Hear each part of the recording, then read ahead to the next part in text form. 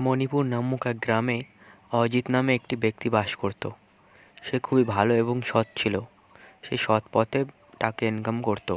তার খুবই ইচ্ছা ছিল বড় বাড়িতে থাকার, কিন্তু তার কাছে টাকার অভাব হওয়ায় সে কিছু করতে পারে না। অজিত ঠিক করে যে তার বাড়ির পিছনে থাকা জমিটিকে বেচে দেবে এবং তার বদলে যত টাকা আসবে সেই টাকা দিয়ে একটি ট্রাক্টর কিনে ফেলবে। জমির বেচার খদ্দের কেনার জন্য সে গ্রামে চলে যায় এবং জমির খদ্দের খুঁজতে লাগে।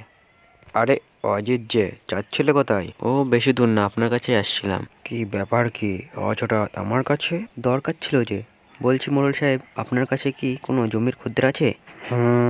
আছে তো। তা কততে বেচবে তোমার জমি? ওই ধরুন ৮০ বা ৯০ হাজারে। ঠিক আছে, তা খদ্দেরকে কখন পাঠাবো? কাল সকালেই পাঠিয়ে দিন। পরের দিন মোড়লের পাঠানো খদ্দেরটি চলে আসে। অজিত সাহেব, ও অজিত সাহেব, বাড়িতে আছেন নাকি? হ্যাঁ, দাঁড়ান আসছি।